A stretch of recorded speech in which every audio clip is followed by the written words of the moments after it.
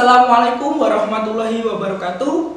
Yang terhormat Ibu Dr. Dewi Asmarani, Magister Pendidikan, selaku dosen pengampu mata kuliah statistik. Perkenalkan, nama saya Aryadi Yudistiawan, nomor induk mahasiswa 12210193087 dari kelas Tadris Bahasa Indonesia 5A. Langsung saja ke videonya. Sekarang saya akan mempraktekkan materi yang keempat, yaitu mengenai uji penyimpangan asumsi klasik. Di mana materi yang keempat ini terdapat 3 uji. Yang pertama uji multikolinearitas, dan yang kedua ada uji heteroskedastisitas, dan yang ketiga atau yang terakhir yaitu ada uji autokorelasi. Yang pertama saya akan mempraktekkan terlebih dahulu uji multikolinearitas, di mana uji ini digunakan untuk mengetahui ada atau tidaknya penyimpangan asumsi klasik. Nah, multikolinearitas ini melihat adanya hubungan linear antara variabel independen dan model regresi, di mana prasyarat yang harus terpenuhi dalam model regresi adalah tidak adanya multikolinearitas. Untuk datanya menggunakan data uji normalitas yang sudah saya praktekkan di minggu yang lalu. Nah, di sini sudah saya siapkan file uji normalitas. Kemudian klik analyze, kemudian regression, pilih regression, kemudian pilih linear. Akan muncul jendela tersebut. Kemudian harga saham pindahkan pada kotak dependen. Kemudian untuk per dan ROI pindahkan ke kotak independen. Kemudian klik statistik. Kemudian klik collinearity diagnostic dan centang continue, kemudian klik OK. Di sini akan tampil hasil dari uji multikolinearitas, yaitu pada bagian koefisien, di mana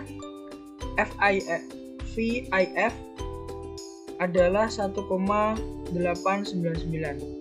Nah, di mana hasil tersebut dari kedua variabel yaitu per dan ROI adalah 1,899 itu lebih kecil dari 5, sehingga bisa diduga bahwa antar variabel independen itu tidak terjadi persoalan multikolinearitas. Itu adalah praktek uji multikolinearitas. Yang kedua, saya akan mempraktekkan mengenai uji heteroskedastisitas, di mana uji ini digunakan untuk mengetahui ada atau tidaknya penyimpangan asumsi klasik heteroskedastisitas, yaitu adanya ketidaksamaan varian dari residual untuk semua pengamatan pada model regresi. Prasyarat yang harus dipenuhi dalam model regresi adalah tidak adanya gejala heteroskedastisitas. Nah, langsung saja akan saya praktekkan. Untuk langkah-langkah uji ini saya masih menggunakan uji yang sama, yaitu uji normalitas yang saya praktekkan minggu kemarin. Di sini sudah saya siapkan untuk file uji normalitasnya. Kemudian klik analyze, pilih regression, kemudian pilih linear.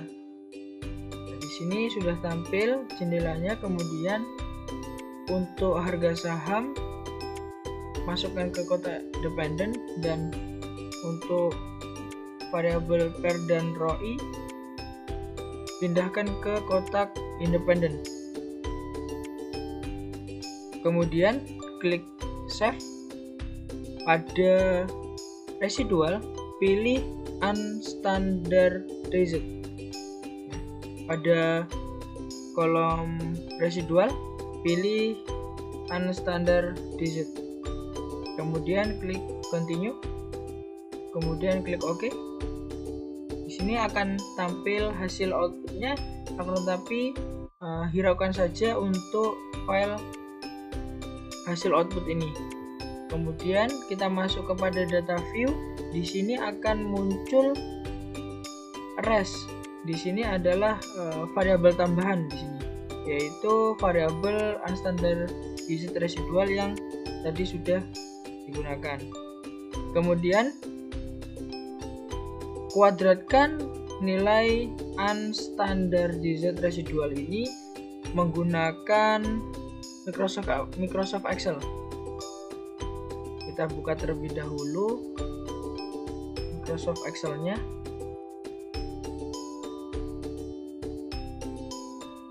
Di sini sudah tampil Microsoft Excel. Di sini adalah kuadrat.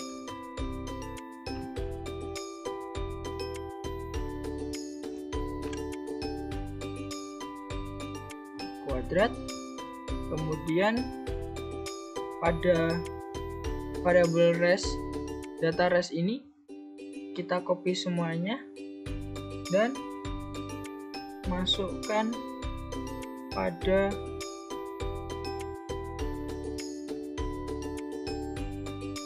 Excel. Kita paste di sini.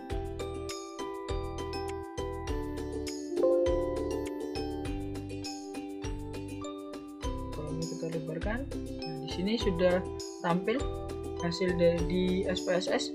Kemudian sebelum kita kuadratkan, jadi di sini ini hasil res,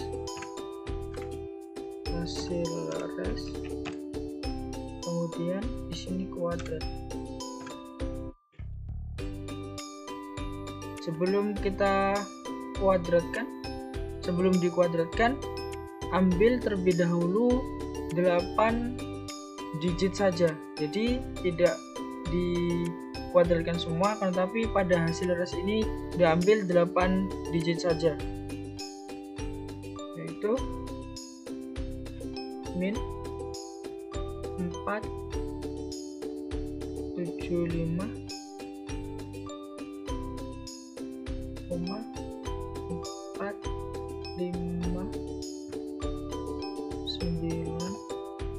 77. Di sini saya menggunakan koma bukan titik karena di sini Microsoft Excel yang ada di laptop saya menggunakan koma. Jadi di sini untuk yang akan saya kuadratkan di sini menggunakan koma. Kemudian kita kuadratkan.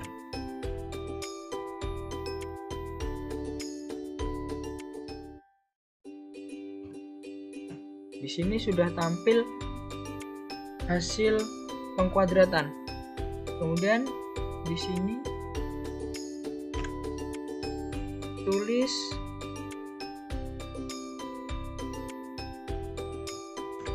logaritma natural. Setelah tadi sudah dikuadratkan, kemudian ubahlah jadi bentuk logaritma natural. Ini yang sudah dikuadratkan tadi, kemudian di logaritma caranya ketik ln, kemudian buka kurung, pilih kuadratnya yang tadi, kemudian tutup kurung, kemudian enter. Ini adalah hasil logaritma. Karena di sini hasil resnya ada banyak, caranya semuanya sama. Jadi untuk mempersingkat waktu, di sini saya sudah menyiapkan tabelnya. Di sini untuk hasilnya tadi saya beri nama yaitu ln EI kuadrat. Di sini sudah tampil semua. Nah, di sini juga ada ln x1 dan ln x2. Kemudian kita kembali lagi ke SPSS-nya. Kemudian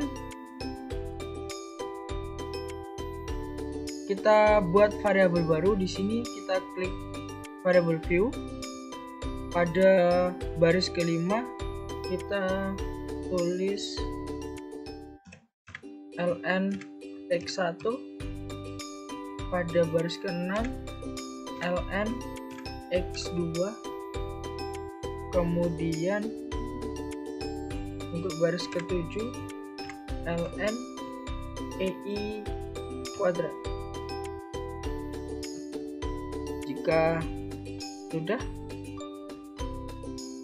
masuk pada data view kembali. Nah, di sini akan tampil data yang sudah kita masukkan tadi. Kemudian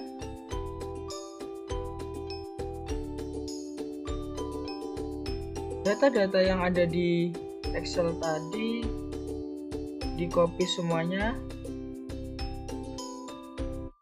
dan saya masukkan di kolom data view. Saya paste di sini. Di sini akan muncul data-datanya. Kemudian klik analyze, lalu pilih regression, kemudian linear. Ini saya reset terlebih dahulu. Kemudian variabel ln ei2 saya masukkan ke kotak dependent, dan ln x1 saya masukkan ke kotak independent. Kemudian oke. Nah, itu tadi sudah ada untuk outputnya. Kemudian masuk lagi kepada analyze, lalu regression linear. Nah, di sini ln ei2 masih di kotak independent. Untuk ln x1 saya pindahkan, kemudian ln x2 saya pindahkan ke kotak independent. Kemudian saya klik OK. Nah, di sini akan tampil hasil output uji heteroskedastisitas ln ei2 dengan ln x1 dan juga ln ei2 dengan ln x2. Bisa dilihat pada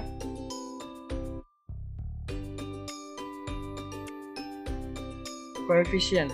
Di sini sudah tampil, yaitu T hitungnya ada kurang dari 1,254 untuk ln x2.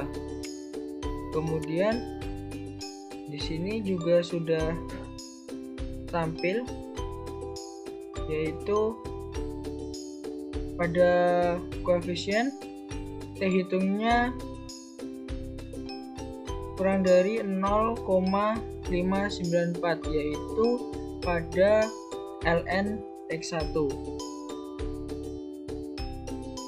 Karena nilai T hitungnya yaitu kurang dari 1,254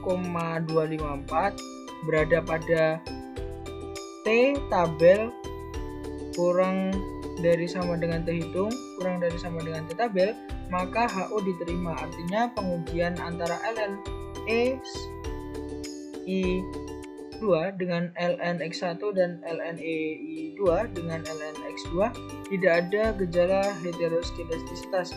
Dengan ini dapat disimpulkan bahwa tidak ditemukannya masalah heteroskedastisitas pada model regresi uji ini. Ini adalah praktek saya mengenai uji heteroskedastisitas.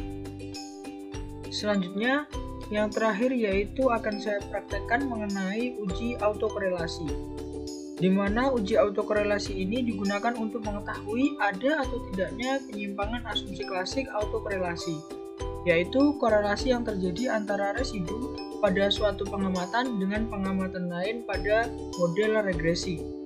Persyaratan yang harus terpenuhi adalah ketidakadanya autokorelasi dalam model regresi. Untuk langkah-langkahnya, saya masih menggunakan data uji normalitas. Di sini sudah saya siapkan. Kemudian klik Analyze. Kemudian pilih Regression. Kemudian masuk kepada linear. Sudah masuk kepada jendela linear. Kemudian pada variabel harga saham, masukkan kepada kotak dependent. Kemudian pada variabel per dan ROI, masukkan kepada kotak independen. Jika sudah, kemudian klik statistik. Pada residual, klik Durbin-Watson. Jika sudah, klik continue, kemudian OK. Di sini akan tampil hasil dari uji Durbin-Watson. Dapat dilihat di model summary. Di sini Durbin-Watson adalah 1,387. Hasil Durbin-Watson atau bisa dikatakan DW itu adalah 1,387. Sedangkan dari tabel Durbin-Watson dengan signifikasi 0,05 itu diperoleh nilai sebesar 1,046 itu untuk DL. Kemudian untuk DU sebesar 1,535. Jadi karena nilai Durbin-Watson-nya atau DW-nya adalah 1,387, itu berada pada daerah antara DK dan DU, maka dapat menghasilkan kesimpulan yang pasti, yaitu berada di daerah keraguan-raguan. Itu adalah praktek dari saya mengenai uji autokorelasi. Itu tadi adalah video praktek dari saya. Semoga bermanfaat. Terima kasih. Wassalamualaikum warahmatullahi wabarakatuh.